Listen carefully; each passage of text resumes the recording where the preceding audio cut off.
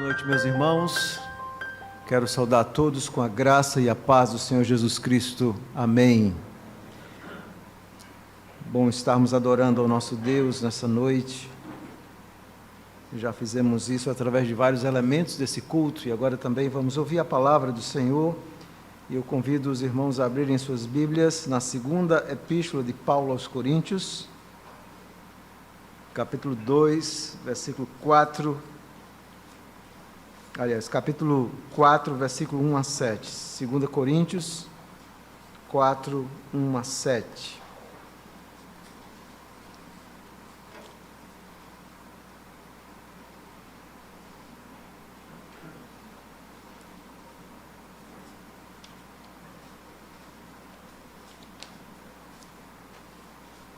Diz assim a bendita palavra do Senhor.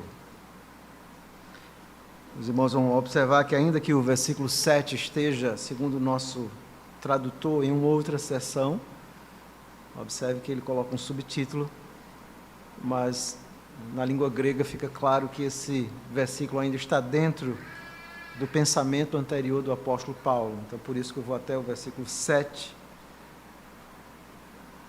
É um único pensamento que vai até o versículo 5, mas eu quero expor até o versículo 7. Vamos ler a bendita palavra do Senhor. 2 Coríntios 4, 1 a 7. Pelo que, tendo este ministério, segundo a misericórdia que nos foi feita, não desfalecemos.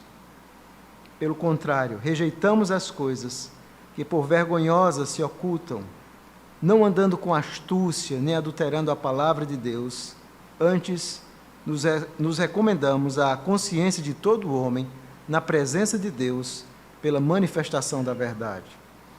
Mas se o nosso evangelho ainda está encoberto, é para os que se perdem que está encoberto, nos quais o Deus deste século cegou o entendimento dos incrédulos, para que lhes não resplandeça a luz do evangelho da glória de Deus, da glória de Cristo, o qual é a imagem de Deus.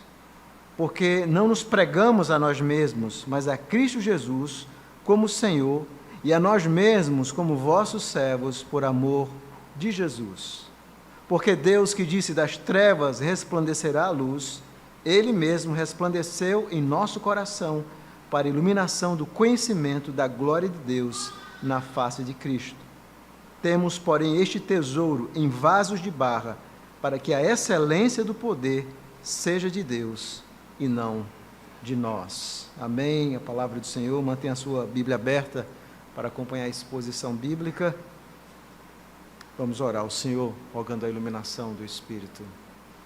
Bendito Deus, louvamos e exaltamos o Teu nome. Queremos Te agradecer por esse momento ímpar em nossa vida, quando estamos na Tua presença adorando o Teu nome. E agora, mais uma vez, pedimos que o Teu Espírito nos conduza na compreensão da Tua palavra. Foca os nossos pensamentos no Senhor. Faz com que os nossos corações também, de forma ardentes, estejam ansiosos por ouvir tudo aquilo que o Senhor tem a nos ensinar e a nos falar nessa noite. Essa é a nossa oração em nome de Jesus. Amém. Queridos irmãos, a nossa igreja está em um momento muito importante em sua história. Nós estamos nos preparando mais uma vez para a eleição de oficiais, de presbíteros e diáconos. E há uma grande necessidade hoje que nós tenhamos líderes fiéis, homens que coloquem o Evangelho e a Cristo acima de si mesmos. E é exatamente isso que nós aprendemos nessa carta do apóstolo Paulo, onde o apóstolo Paulo fala a respeito do Evangelho como sendo um tesouro, algo glorioso, mas que Deus confiou esse tesouro a vasos de barros que somos nós. E é a respeito disso que eu quero meditar com os irmãos nessa noite. Mas antes de considerar o texto, vamos nos lembrar um pouco do contexto dessa carta onde ele está inserido. O apóstolo Paulo teve a oportunidade, ao sair de Atenas, quando pregou o Evangelho, bastante desanimado, ele chega na cidade de Corinto, e lá em Corinto ele tem uma visão gloriosa, onde Jesus aparece a ele, e diz que ele não deveria temer, porque havia muita gente dele ali na cidade de Corinto. E o apóstolo Paulo, então, prega o evangelho na cidade de Corinto e muitas pessoas são convertidas. Mas apesar disso, apesar de existir uma igreja fiel, nós aprendemos nas cartas do apóstolo Paulo que era uma igreja extremamente complicada, a igreja de Corinto. E o apóstolo Paulo, então, desenvolve uma correspondência com essa igreja, escreve pelo menos 4 cartas, das quais pelo menos 2 nós temos aqui. Nós temos a primeira, que na verdade seria a segunda, e nós temos a segunda, que possivelmente seria a 4ª carta do apóstolo Paulo. Então nessa, obviamente as outras se perderam, então nessa carta, quando nós lemos a 2ª carta de Paulo aos Coríntios, é impossível não ler essa carta e, à medida que você vai lendo, os seus olhos não se encher de lágrimas. Por quê? Porque nós vemos, por um lado, o amor do apóstolo, que pregou o evangelho naquela cidade, que viu Deus fazer coisas extraordinárias naquela cidade e que está sendo tratado com profundo respeito por essa igreja. E a razão para isso é porque muitos falsos apóstolos se introduziram ali, trazendo um falso evangelho e questionando a própria autoridade de Paulo. Eles trazem terríveis acusações contra o apóstolo. Eles criticam a fala de Paulo, eles criticam a sua capacidade de articular o evangelho, de falar de forma talvez eloquente, como era comum dos gregos. E o apóstolo Paulo escreve essa carta, onde ele abre o seu coração para a igreja, tratando de várias coisas.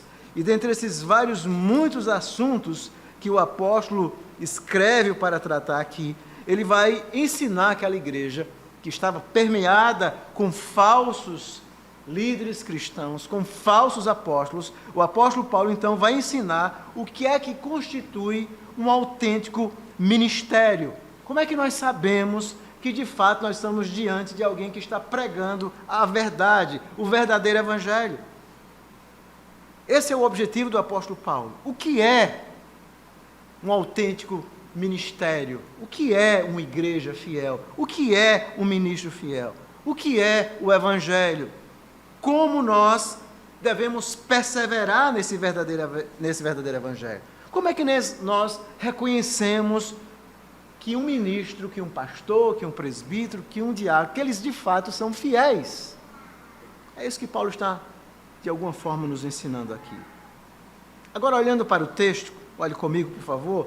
Se nós tivéssemos que dar um tema que, de alguma forma, resumisse o argumento do apóstolo Paulo aqui nessa seção, do capítulo 4, do versículo 1 ao versículo 7, talvez um bom tema seria o tesouro do evangelho anunciado por vasos de barros. O tesouro do evangelho anunciado por vasos de barros. É exatamente isso que nós temos no versículo 7, quando ele de alguma forma recapitula o que ele havia dito antes e diz assim: temos, porém, este tesouro em vasos de barro, para que a excelência do poder seja de Deus e não de nós. Então é o tema do que eu quero meditar com os irmãos nessa noite, o tesouro do evangelho anunciado por vasos de barros. Há pelo menos 4 ideias aqui que nós percebemos no argumento de Paulo. Veja comigo, no versículo 1, versículo 2, Paulo vai falar a respeito da recepção e perseverança de um autêntico ministério. Como é que ele recebeu e como é que ele então perseverava nesse autêntico ministério. No versículo 3 e 4, ele vai falar a respeito do ocultamento do evangelho de alguns, porque o evangelho, que era pregado de forma fiel, porque alguns não criam nesse evangelho. Versículo 3 e 4 ele vai falar isso.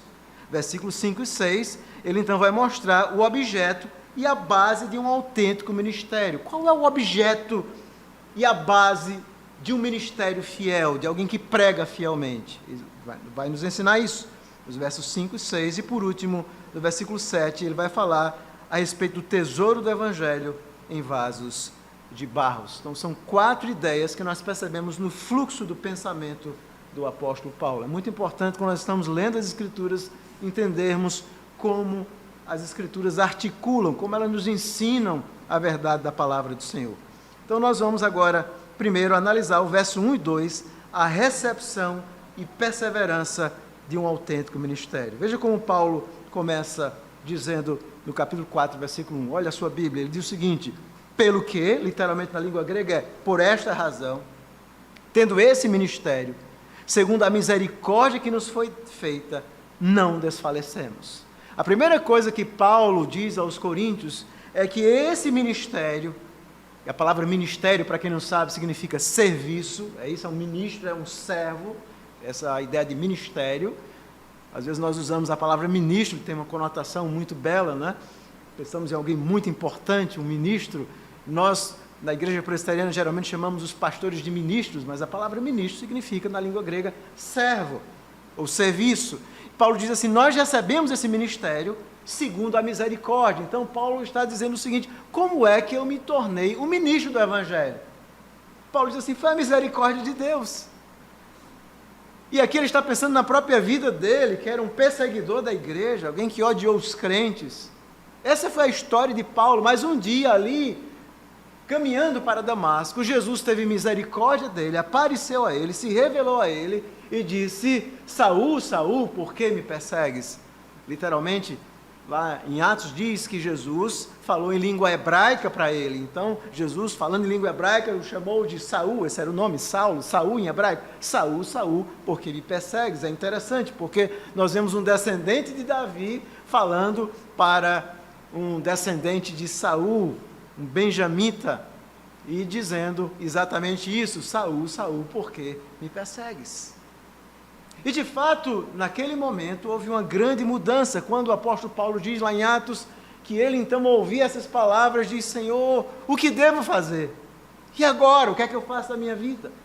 E a partir dali começa uma nova trajetória, uma nova vida, onde o Senhor diz que vai chamá-lo para que ele agora saiba o que é sofrer por causa do Senhor. Ele havia visto muitas pessoas sofrerem por causa de Cristo, ele havia perseguido muitos cristãos, mas Jesus diz agora, eu vou ensinar você o que é sofrer por mim. Então, quando Paulo olha a vida dele e o fato de Jesus ter aparecido a ele diz assim, como é que eu recebi esse apostolado e esse ministério? Ele diz assim, foi a misericórdia. Ninguém se torna ministro, um pastor, não é porque nós temos capacidade, porque somos inteligentes, não, é a misericórdia de Deus, primeiro que salva um pecador, segundo, Deus chama alguns para serem líderes, para serem pregadores da palavra. E ele diz mais, veja o final do versículo 1, e nós não desfalecemos. É interessante a palavra grega que o apóstolo Paulo aqui, porque a palavra grega que ele usa aqui, significa a ideia de você se cansar depois de um intenso exercício. Então Paulo está dizendo, é por isso que nós não nos cansamos do Evangelho, é por isso que eu não desfaleço, é por isso que eu não desanimo. Por quê? Porque isso foi uma misericórdia, Deus teve misericórdia. Quem somos nós? Imagine, quem somos nós para pregarmos o Evangelho para outras pessoas? Quem somos nós, irmãos? Isso é misericórdia de Deus. Deus viu a nossa miséria, nos salvou, nos chamou, e Paulo diz assim, é por isso que eu não desfaleço, eu não desanimo, eu não canso. Homens de Deus, fiéis, eles são incansáveis, nada os desanima. Obviamente existem situações difíceis que nós enfrentamos na nossa vida e no ministério, mas nós nunca desfalecemos. E Paulo vai dizer no versículo 2, ele não apenas fala dessa recepção, mas também dessa perseverança, eu não desfaleço. E ele diz no versículo 2, pelo contrário, na língua grega, Paulo usa aqui uma partícula de intenso contraste, muito pelo contrário, antes. Muito pelo contrário. O que é que ele faz? Ele diz, rejeitamos as coisas que por vergonhosas se ocultam, não andando segundo a astúcia, nem adulterando a palavra de Deus. Antes, ele usa outra argumentação forte, antes nos recomendamos a consciência de todo homem, na presença de Deus, pela manifestação da verdade. O que é que Paulo está querendo dizer aqui? Ele diz, muito pelo contrário. Nós, quando conhecemos o Evangelho, começamos agora a viver de uma forma diferente, rejeitando aquelas coisas vergonhosas que há no mundo, aquelas coisas que são ocultas. Nós vivemos em um mundo mau, marcado pelo pecado, um mundo distante de Deus, um mundo em trevas, e Paulo diz que em nenhum momento ele teve medo de rejeitar, de chamar o que é errado de errado, do que é certo de certo. Antes rejeitamos as coisas por vergonhosas se ocultam. E ele então vai dizer que ele não fez duas coisas enquanto ministro. Veja essas duas palavras. não andando com astúcia. O que é astúcia?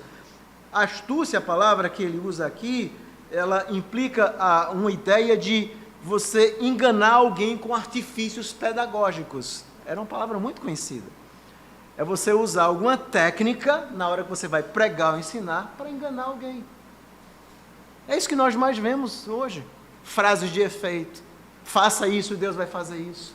Uma série de artifícios. Astúcia. Paulo diz, eu nunca usei astúcia para ensinar a palavra de Deus. Não. Nunca fiz isso. E ele diz mais, além de não usar astúcia, nem adulterando a palavra de Deus, nem adulterando, ou seja, não mudando a palavra, não pregando aquilo que agrada aos homens, não ensinando o que as pessoas querem ouvir, não mudando o conteúdo das Escrituras, não. Nem com astúcia, nem com truques, nem com medo, nem com mudança, não. Nós nunca fizemos isso. Veja o versículo 4, e o que ele fez? Nós recomendamos a consciência de todo homem na presença de Deus pela manifestação da verdade. Essa ideia de manifestação da verdade tem a ver com a ideia da pregação da verdade. O que é que Paulo fez? Eu preguei a verdade. Eu anunciei a verdade. Eu não tive medo de dizer a verdade. E como isso é importante no contexto que nós estamos vivendo hoje, de pós-modernidade, onde o homem se recusa a ouvir a verdade. E Paulo diz que o verdadeiro evangelho é aquele que proclama a verdade, anunciando a consciência do homem, reconhecendo que quando estamos pregando o evangelho, nós estamos na presença de Deus. Todas as vezes que eu estou anunciando o evangelho, ou quando você está falando do evangelho, ou alguém na sua casa, ao seu vizinho, ou ao seu filho, você está fazendo na presença de Deus. E você precisa anunciar tão somente a verdade. É a verdade. Não importa se o homem rejeita essa verdade, não importa se o mundo acredita em outras verdades, mas a tarefa da igreja é anunciar a verdade. Paulo diz assim, essa foi a minha atitude. Anunciar a verdade, proclamar a verdade, manifestar, essa é a palavra, manifestar publicamente. O evangelho ensina isso. Essa é a verdade de Deus. E é por isso que Paulo diz a Timóteo que ia chegar um momento, quando ele diz assim, prega a palavra, em 2 Timóteo ele diz assim, que haverá um momento onde os homens não vão suportar a verdade, eles vão se entregar a fábulas, como que sentindo coceira no ouvido. A ideia de sentir coceira no ouvido é querer ouvir alguma coisa boa, agradável. Os homens querem ouvir coisas boas, agradáveis, mas não um verdadeiro evangelho. Mas observe que no versículo 3 e 4, Paulo então vai usar. Obviamente, Paulo tinha uma formação greco-retórica, ainda que os coríntios o acusassem de não ser como aqueles sofistas da época, tão sofisticado na sua forma de falar, mas Paulo vai lançar o que nós podemos chamar de uma hipótese. E nessa hipótese ele está dizendo, bom, ele vai levantar e vai perguntar, se o evangelho é algo tão glorioso que eu ensino, se essa é a verdade, por que alguns rejeitam, se o evangelho é a verdade de Deus? Paulo então vai explicar isso no versículo 3 e 4, veja comigo. Ele então vai dizer e vai falar desse ocultamento do evangelho para alguns. Mas, se o nosso evangelho ainda está encoberto, é para os que se perdem que está encoberto, nos quais o Deus desse século cegou o entendimento dos incrédulos, para que lhes não resplandeça a luz do evangelho da glória de Cristo, o qual é a imagem de Deus. O apóstolo Paulo então está dizendo, então, por que esse evangelho é rejeitado por muitas pessoas? Por quê? Porque os homens rejeitam esse verdadeiro evangelho. Bom, nós sabemos, em primeiro lugar, que o homem, como Paulo diz em Efésios 2:1, ele nasce morto em delitos e pecados. O homem, por si mesmo, ele é incapaz de compreender, de ver a verdade do evangelho. É por isso que o homem precisa de uma obra do Espírito Santo, para que o Espírito, então, o convença de pecado, mude o seu coração, para que ele compreenda o evangelho. É por isso.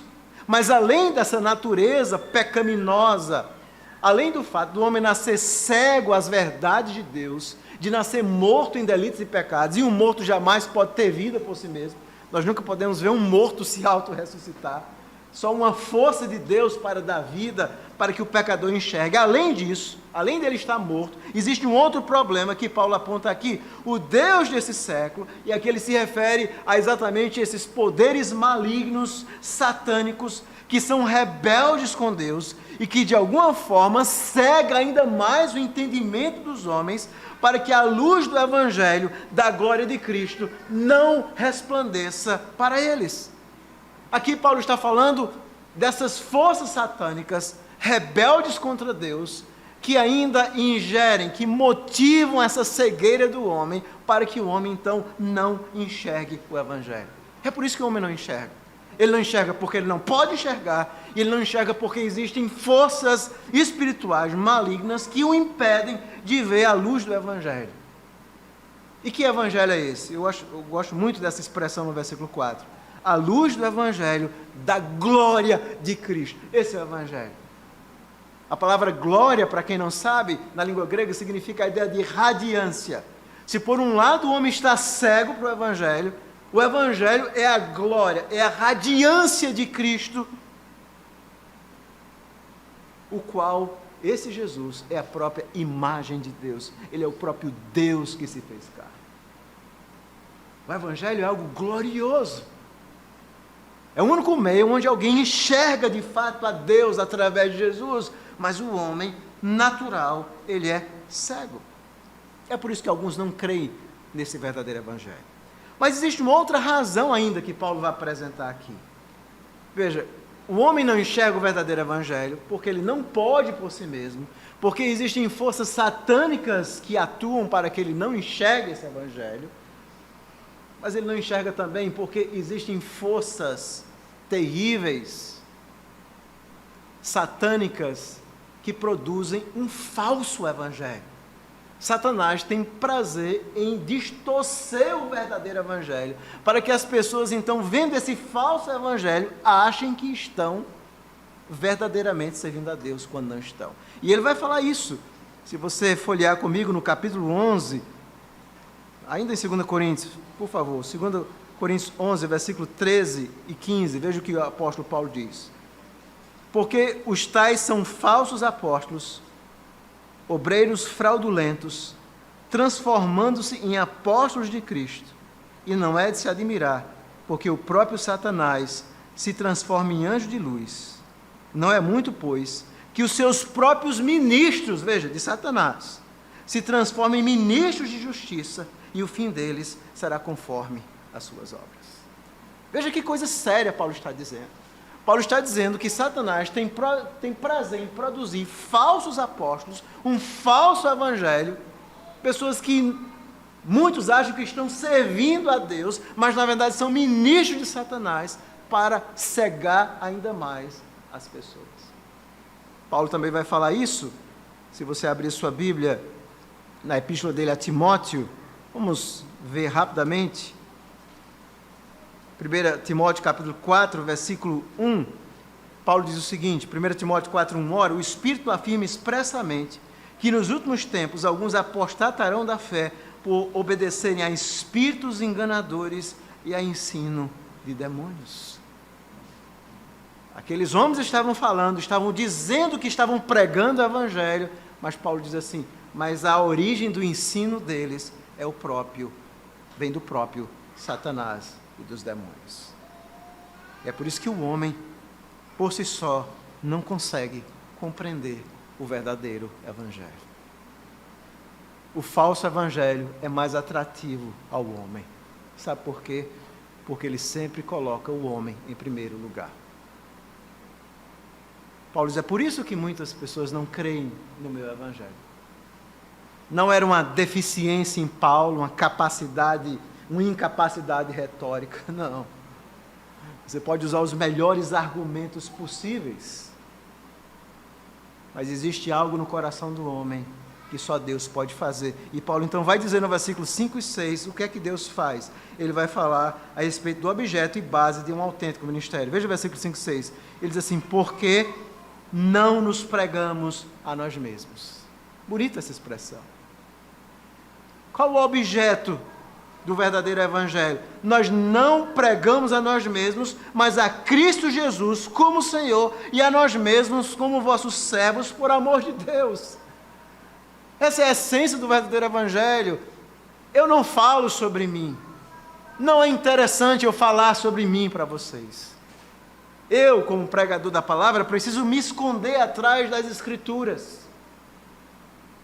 Eu preciso anunciar a Cristo como Senhor. Esse é o alvo da igreja, esse é o alvo de pastores, presbíteros e diáconos fiéis. Nós não falamos, nós não ensinamos a nós mesmos. Nós não somos o ponto da igreja. A igreja não gira em torno de nós, ela não tem o nosso nome. Não, a igreja é aquela onde nós pregamos a Cristo. E nós somos servos. Só isso. Nós só somos servos. Nós somos iguais aos demais irmãos. Nós não somos maiores do que vocês. Essa é a mentalidade de um líder cristão. Nós somos servos. Por amor de Jesus. E por que nós fazemos isso? Por amor de Jesus. Nós fazemos isso, pregamos a Cristo, por amor a Ele mesmo. E Paulo vai dizer algo interessante no versículo 16, onde ele vai explicar como é que o verdadeiro evangelho chega no coração de alguém. E como é que o verdadeiro evangelho chegou no coração dele. Veja o versículo 6. Ele diz o seguinte: porque Deus, que disse, das trevas resplandecerá a luz. Ele está fazendo um texto, uma referência a Gênesis 1:3, quando Deus diz assim, haja luz. É isso que está na mente de Paulo.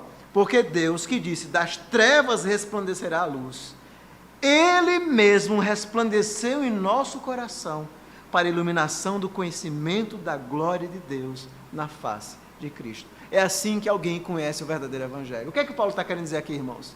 Que aquele mesmo Deus que com poder, o poder da sua palavra disse assim, haja luz e houve luz no mundo, é esse mesmo poder que Deus diz a um pecador, quando a palavra do evangelho é pregada, e Deus quer salvar um pecador, Deus diz, haja luz, e finalmente, esse pecador entende o evangelho, o Espírito Santo tira a cegueira desse homem, ele finalmente compreende a verdade do evangelho, e esse evangelho resplandece aonde? Não é apenas na nossa mente, não, é no nosso coração. O evangelho não é uma mudança de mente, é uma mudança de vida, é uma mudança de coração. É isso que é o evangelho. Ele então está mostrando que o objeto desse evangelho é Cristo, nós pregamos a Cristo, e a base desse evangelho é essa luz de Deus que brilha. E observe que Paulo se coloca, ele mesmo resplandeceu em nosso coração, ele está falando dele. Ele diz, eu era um homem cego para o evangelho, mas um dia Jesus teve misericórdia de mim e me buscou. E o evangelho então resplandeceu. É assim que alguém conhece o verdadeiro evangelho. Então essa é a missão da igreja, anunciar esse evangelho. Nós não convertemos pessoas, nós anunciamos a Cristo, e é Deus então que através da pregação, do ensino da igreja, converte pecadores. E como é que Deus faz isso? Deus diz, haja luz, e há mudança, há transformação. E como é que essa transformação ocorre? Veja aí no final do versículo 6, o que é que Deus faz quando o Espírito Santo então traz essa luz? Que luz é essa? Paulo vai explicar. Veja o final do versículo 6. Para a iluminação do conhecimento da glória de Deus na face de Cristo. Finalmente o homem agora, a luz do Espírito faz com que o homem conheça a Deus. Deus em sua completude, como um Deus santo, perfeito, glorioso, cheio de amor, de graça, de justiça, de ira, de poder, de majestade. Um Deus completo. Não um Deus que o homem quer criar a sua imagem. O mundo gosta de criar deuses à sua própria imagem. Mas o Deus completo. Então, finalmente, pelo Evangelho, você conhece a glória. Você conhece a glória de Deus. Você contempla a Deus em toda a sua majestade. Esse é o verdadeiro Evangelho. O Evangelho é aquele onde Deus é o centro de todas as coisas. Ele é o centro da nossa pregação, Ele é o centro do nosso culto, Ele é o centro da nossa vida, Ele é o centro das nossas casas, é Deus. E o Evangelho é esse conhecimento da glória de Deus. O Evangelho é conhecimento da glória de Deus. Isso é Evangelho. Mas como? Na face de Cristo. É através de Cristo, do Deus encarnado, Deus homem, da sua obra gloriosa, que finalmente nós então compreendemos esse glorioso Evangelho. Finalmente nós compreendemos esse Evangelho na face de Cristo, naquele que veio morrer e pagar o preço do nosso pecado, naquele que veio trazer uma justiça que eu e você, nós não temos. como pecadores podem se relacionar com Deus Santo. Você compreende o abismo entre Deus e um pecador, mas Deus enviou exatamente o seu Filho como mediador, para trazer uma justiça que nós não temos, para pagar o preço dos nossos pecados, para obedecer à lei em nosso lugar, para que pela fé, gratuitamente, Deus aplique essa obra de salvação no coração dos pecadores. Isso é o Evangelho. É o Evangelho do conhecimento da glória de Deus na face de Cristo. Que forma bela de definir, de resumir em uma frase o Evangelho. O que é o Evangelho? É o conhecimento da glória de Deus na face de Cristo. É isso que é o Evangelho. E Paulo então conclui no versículo 7 dizendo: temos, porém, este tesouro. Interessante. Esse Evangelho, ele vai dizer, isso é um tesouro. O Evangelho é um tesouro. Não existe nada mais glorioso do que o Evangelho. Isso é um tesouro. E essa ideia do Evangelho como tesouro nos faz lembrar aquilo que o próprio Senhor Jesus Cristo nos ensina. Quando nós, por exemplo, lemos lá em Mateus, no capítulo 13, aquelas parábolas do Senhor Jesus Cristo, se você olhar rapidamente aí na sua Bíblia, Mateus capítulo 13, versículo 44, 45, quando Jesus vai usar algumas parábolas a respeito do reino de Deus, do Evangelho, ele diz o seguinte, Mateus 13, 44, 45, o reino dos céus é semelhante a um tesouro oculto no campo, o qual certo homem, tendo achado, escondeu, e transbordante de alegria, vai vendo tudo o que tem e compra aquele campo. O reino dos céus é também semelhante a um que negocia e procura boas pérolas, e tendo achado uma pérola de grande valor, vende tudo o que possuía e compra. O Evangelho, meus irmãos, é esse tesouro, é uma pérola. Finalmente, quando você conhece a Deus na face de Cristo, você diz, finalmente eu vi a luz, finalmente eu conheci a verdade. Esse é o maior tesouro da nossa vida, é o Evangelho. O Evangelho é o tesouro da igreja. Qual o tesouro? Qual a coisa mais preciosa que nós temos? É o Evangelho, essa boa notícia de que Deus nos salvou e nos ama em Cristo Jesus. Isso é o Evangelho. Mas Paulo diz que apesar do Evangelho ser tudo isso, vamos voltar lá para Gálatas, observe o que ele diz, quando ele fala, aliás, Gálatas não, 2 Coríntios, capítulo 4, versículo 7, temos, porém, este tesouro em vasos de quê? De barro, para que a excelência do poder seja de Deus e não de nós. Veja, parece um contrassenso, né? Quando os reis da terra, aqueles homens importantes, eles iam conduzir os tesouros, o que é que eles faziam? Você procura uma coisa bela, é muito comum naqueles filmes, nós vemos exatamente isso. Algo magnífico para carregar os tesouros. Então a coisa mais bela que existe em todo o mundo é o Evangelho, é o tesouro, é a mensagem de Cristo, é Cristo e sua igreja. Mas esse Evangelho, Paulo está dizendo, ele é pregado por quem? Quem é que anuncia esse Evangelho?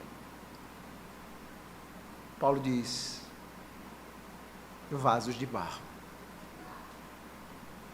Deus escolheu líderes que nada mais são do que vasos de barro.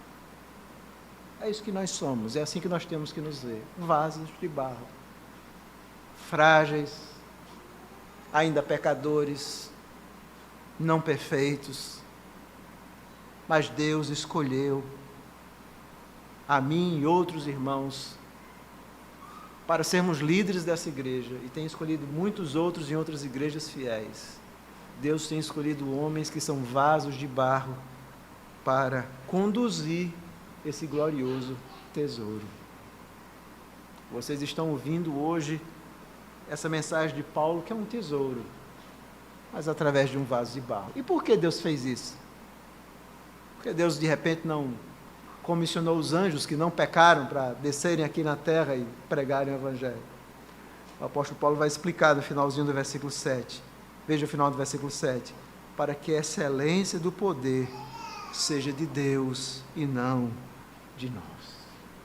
A excelência, a glória, a majestade do Evangelho nunca, irmãos, é de vasos de barros. Nunca. A excelência do Evangelho é do poder de Deus. Essa é a excelência do poder. Para que a excelência do poder seja de Deus, para que a glória seja de Deus, para que nós possamos sempre entender que nós somos vasos de barro. Então, quanto mais Deus nos usa e de alguma forma nos usa para alcançar pessoas, mais nós temos que compreender que não há nenhuma glória em nós, que não é a nossa pregação, que não é a nossa articulação, que não é o nosso conhecimento humano, que nada disso tem eficácia, a não ser que o Espírito salve um pecador. E Deus está sempre mostrando a excelência do poder de mudar pecadores, vem de Deus, é do Espírito. Esse é o Evangelho. E é por isso que Deus escolhe, então, vasos de barros como nós. O Evangelho é um tesouro anunciado por vasos de barros. Há uma ilustração que eu já contei aqui a respeito dos diamantes da coroa da Pérsia, que são considerados os mais belos do mundo.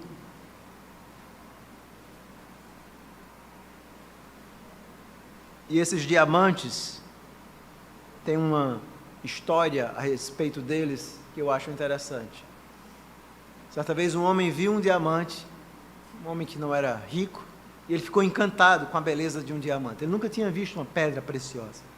Ele então resolveu que ia trabalhar para ter um diamante.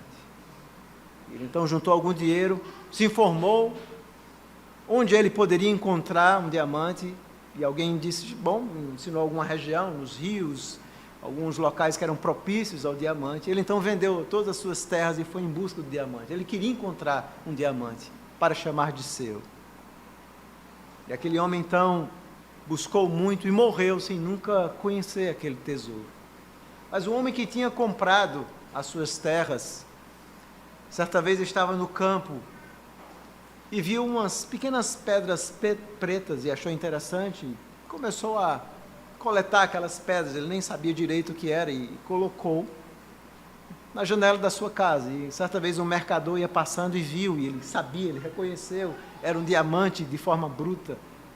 E aquele homem então comprou aqueles diamantes e disse àquele homem que ali na sua terra existia uma gloriosa jazida de diamantes belíssimos, caríssimos. E a moral da história que eles contam é exatamente essa, é que o tesouro estava ali bem perto daquele homem. Ele foi buscar tantas coisas na sua vida, mas o tesouro estava ali e ele nunca conseguiu enxergar. E às vezes nós estamos vivendo exatamente isso. O Evangelho é um tesouro, mas nós estamos muitas vezes como igreja buscando tantas coisas. E esquecemos o que é mais prioritário em nossa vida, que é exatamente conhecer esse Evangelho, que tem a ver com esse conhecimento de Deus na face de Cristo. Esse é o alvo da nossa vida, é viver esse tesouro, é amar esse tesouro, é considerar o Evangelho e a Cristo como sendo a prioridade absoluta em nossa vida. Nós temos um tesouro. Nós vemos muitas pessoas sem significado em sua vida. Nós vivemos em um mundo doente, nós vivemos em um mundo perturbado, um mundo onde as pessoas buscam várias formas de encontrar um significado na nossa vida, e nós vemos muitas vezes cristãos perdidos, iguais aos mundanos, pensando como os mundanos, sem compreenderem que nós já temos um tesouro, irmãos. Nós já temos um tesouro. O tesouro que está sendo anunciado todos os domingos, que está sendo ensinado na sua casa, em vasos de barro. Eu quero então fazer algumas aplicações também para nós. Aplicações importantes. Primeiro, eu quero fazer uma aplicação para aqueles que são ministros. E a primeira aplicação é que quando nós estamos nesse período de eleição para presbíteros, diáconos, pastores, nós sempre nos achamos indignos demais para aquela função. É bom que você pense assim, nós somos mesmo. Nós somos vasos de barro. Não há nenhuma dignidade em nós. Nós não somos superiores quando nos tornamos líderes. Não nos tornamos maiores do que os irmãos, não. Mas é uma responsabilidade que Deus coloca para nós. Então, o que são um pastor, um presbítero, um diácono na igreja? Nós somos vasos de barro, irmãos, é apenas isso. E essa lembrança é importante que esteja na nossa mente para que em nenhum momento nós nos achemos que nós somos maiores do que os demais irmãos. Ou que nós podemos fazer aquilo que nós queremos, muito pelo contrário. Ou que a igreja tem a ver conosco, muito pelo contrário. A igreja tem a ver com Cristo e com o conhecimento de Deus na face de Cristo. Nós somos vasos de barros, e Deus foi sábio nisso, e nós precisamos de vasos de barro. Aqueles que querem ser oficiais, se eles entrarem no oficialato achando que ao serem líderes serão promovidos, uma espécie de promoção, é assim que o mundo pensa, não é? Uma chefia, você agora tem um cargo maior. Se esse for o pensamento seu ou da igreja, nós estamos completamente equivocados. Nós temos que nos lembrar que nós somos indignos. E é bom que você se sinta assim, mesmo colocando o seu nome para concorrer, mesmo estando apto a concorrer. Mas é do tipo de pessoas assim que nós precisamos de vasos de barro. Precisamos de vasos de barro, mas vasos de barro que sejam homens firmes, fiéis, que preguem e ensinem o evangelho, que não tenham medo de dizer a verdade. E há uma frase belíssima aí no boletim que eu coloquei, eu sempre coloco algumas frases de Martinho Lutero, quando ele diz o seguinte: preferiria que mestres verdadeiros e fiéis me repreendessem e me condenassem, e até mesmo reprovassem meus caminhos, a que hipócritas me bajulassem e me aplaudissem como santo. É isso que nós precisamos, de homens fiéis, homens fiéis. E a igreja não deve buscar outros que não sejam assim, homens que sejam fiéis. Não é que eles vão ser fiéis ao serem eleitos, eles já são fiéis e por isso são reconhecidos pela comunidade. Mas acima de tudo, grave bem essa frase, nós precisamos de presbíteros e diáconos, homens e também ministros, homens que sejam capturados na mente e coração pelo amor de Jesus, capturados em sua mente e coração. E por que eu estou dizendo isso? Porque geralmente a nossa igreja exige, e isso é correto que o faça, que todos aqueles que são oficiais subscrevam a confissão de fé, que eles recebam a Bíblia como sua única regra de fé e prática, mas que eles digam que eles de fato concordam com a doutrina e o governo da igreja, e assim deve ser. Mas eu quero dizer que isso não é o mais importante, ainda que seja muito importante. Nós não precisamos apenas de oficiais que subscrevam alguma coisa. Nós precisamos de homens que tenham sido capturados no seu coração pela verdade do Evangelho, transformados por essa verdade, e que amem a Jesus e amem a sua igreja. É isso que torna um oficial, um pastor, um presbítero, um diácono diferente, é que você ama a igreja, você ama o povo de Deus. Você faz isso por amor. E na ordenação e instalação, é muito comum, nós ouvimos muitas perguntas quando nós vamos ser ordenados, mas talvez nós devemos também perguntar àqueles que vão ser ordenados: você ama a Jesus? Você deseja servi-lo? Você é um servo verdadeiro? Você quer dedicar a sua vida a Cristo e a sua igreja? Não apenas subscrição, mas homens que sejam capturados, homens que sejam servos. Talvez você se sinta incapaz, isso é muito bom. Nós somos vasos de barro mesmo, para uma missão gloriosa, que é servir a igreja de Cristo. Que aos olhos do mundo, o que é a igreja aos olhos do mundo? Não significa nada. O que somos nós aos olhos do mundo? O ministro do Evangelho. Talvez aos olhos do mundo não sejamos nada. Mas aos olhos de Deus, nós somos gloriosos vasos de barro que anunciam o maior tesouro que existe aos olhos de Deus. Eu quero também fazer uma aplicação para os membros da igreja. Nunca se contentem com outra coisa, ou com um oficial, que não pregue a verdade do Evangelho. Se você busca em sua vida um Evangelho mais fácil, ou uma igreja que pregue o que lhe agrada, essa igreja não serve. Esse líder não serve. Se você busca líderes que digam a você o que você deseja ouvir, não serve. Essa igreja não serve, esses líderes não servem. Nunca se contente com outra coisa a não ser com o verdadeiro Evangelho. Com a luz do Evangelho. Com isso que Paulo diz.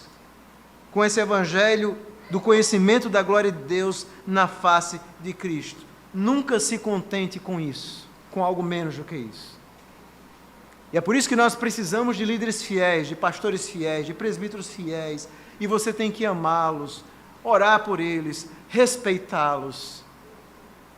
Eles são vasos de barro, eles não são perfeitos, mas eles estão em uma missão gloriosa, e a igreja deve respeitá-los e honrá-los, porque eles são fiéis ao Evangelho.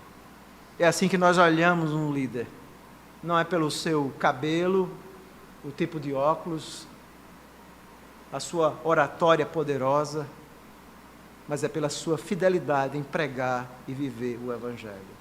E nós temos reconhecido muito pouco esses homens. Às vezes existem histórias de homens, pastores, que passam 14, 15, 20 anos.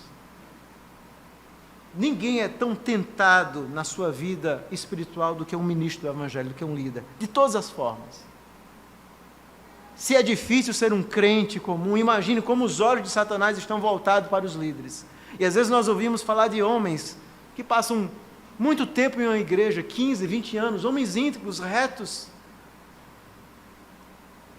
que enfrentaram as mais diversas lutas, mas estão ali dentro da comunidade, homens respeitados, homens que você olha a vida deles e você, não são perfeitos, mas você não encontra nada que desabone a vida deles, e nós muitas vezes não valorizamos isso, irmãos. Nós muitas vezes não honramos tais homens. Eles terminam seus ministérios idosos e muitas vezes nós simplesmente nem mesmo mais oramos por eles. São homens fiéis, homens que combateram o bom combate, homens que devem ser honrados pela igreja. O Evangelho é um tesouro. Eu quero perguntar a você, o Evangelho é um tesouro para você? Veja, nessa pandemia nós aprendemos uma coisa interessante. Nós somos de fato vasos de barro, não é? Nós somos isso. Essa pandemia nos ensinou. Deus trouxe uma grande lição para toda a humanidade. Nós não somos nada. Mas por incrível que pareça, no meio dessa terrível pandemia, se existe um povo que deveria aprender a valorizar, honrar o Evangelho, amar o Evangelho, seríamos nós. Porque o Evangelho traz uma promessa não apenas para esse mundo, mas uma promessa de vida eterna. E nós muitas vezes, ao invés de estarmos mais motivados com o Evangelho, nós estamos vivendo exatamente o contrário. Crentes que têm abandonado o Evangelho, crentes que têm aproveitado a epidemia, que hoje a epidemia é a desculpa para todos os problemas do mundo. É o problema, é a desculpa. E às vezes nós vamos nos desculpando. Ah, mas eu aumentei peso, foi a pandemia. Não, a gente mesmo começou a comer mais. Não teve pandemia nenhuma, não. Você. Essa é a verdade. Eu sei que a pandemia trouxe uma série de problemas, o isolamento, nós somos seres sociais, e de fato trouxe algumas dificuldades, mas o que nós estamos vendo é que para muitas pessoas o Evangelho não é um tesouro. Essa pandemia apenas mostrou a realidade. Para muitas pessoas o Evangelho não significa nada. E é por isso que nós vemos muitas pessoas completamente distantes da igreja. Às vezes nós vemos a lista que nós colocamos, que representa talvez 1/3 dos membros da igreja, às vezes até nem completa dia de domingo. O que está acontecendo? Porque o Evangelho tem perdido de ser o nosso tesouro, irmãos. Nós estamos buscando outras coisas que não são nada. Estamos deixando o tesouro, a pérola, aquilo que você vende tudo que tem em busca do tesouro. Isso é o Evangelho. O Evangelho precisa ser o nosso tesouro. Se nós não aprendemos isso como a igreja, nós não aprendemos nada. Eu espero que Deus esteja nos ensinando essa gloriosa lição, que nós precisamos desse glorioso tesouro. Nós precisamos desse tesouro. E precisamos ensinar aos nossos filhos que o Evangelho é um tesouro. E precisamos ensiná-los que a igreja é um tesouro. Esse é o glorioso tesouro que nós temos. É o Evangelho. E é Cristo e a sua igreja. Que venhamos a amar e a servir a Cristo e a sua igreja de forma muito mais dedicada. Porque nós aprendemos, de fato, não apenas porque a Bíblia diz, mas nesse contexto que estamos vivendo, que nós somos vasos de barro. Talvez você esteja aqui nessa noite e você ainda não conhece o Evangelho. Talvez você esteja nos acompanhando pela televisão e não pela internet. Não conhece o verdadeiro Evangelho. Sabe por que você talvez não conheça o verdadeiro Evangelho? Porque o Espírito ainda não mudou a sua vida. E a minha oração é que o Espírito faça isso nessa noite no seu coração. Clame a Ele para que Ele mude a sua vida. Se você fizer isso e clamar e se arrepender, você vai sentir o Espírito mudando o seu coração. E se Ele mudar a sua vida, você vai saber isso. Quando o Espírito muda o coração de alguém, você sabe. Porque o que o Espírito faz é colocar Jesus como Senhor da sua vida. Não apenas como Salvador, mas como Senhor da sua vida. É minha esperança que Ele faça isso na sua vida. E se você já é um cristão, viva como servo. Viva como vaso de barro. Sirva a Deus de forma digna e fiel. Que o Senhor possa nos ajudar em nossa caminhada cristã. Vamos orar ao Senhor. Bendito seja o Teu nome, Senhor. Obrigado pela Tua palavra tão rica, tão gloriosa, que nos traz lições tão profundas. Ajuda-nos a nunca esquecer essas verdades. Quero também louvar o Teu nome pela vida dessa igreja. Obrigado pela forma como essa igreja tem buscado ser fiel ao Senhor. Ajuda-nos a continuarmos assim, Senhor. A nunca nos contentarmos com outra coisa, a não ser com a fidelidade ao Senhor e à Tua bendita palavra. Nos ajuda também nesse processo de eleições para presbíteros e diáconos. Que a Tua igreja possa estar em oração. Esse é um momento de muita oração. Nada é mais importante aos olhos de Deus do que Cristo e a sua igreja. Que nós possamos reconhecer essa importância e possamos orar, dobrar os joelhos, clamar para que o Senhor esteja levantando homens fiéis, dedicados ao Senhor, que sabem que são vasos de barro, mas que sabem que através desses vasos de barros eles estão conduzindo, ensinando e pregando um glorioso tesouro. Ajuda-nos nessa gloriosa missão. Essa é a nossa oração, em nome de Jesus. Amém.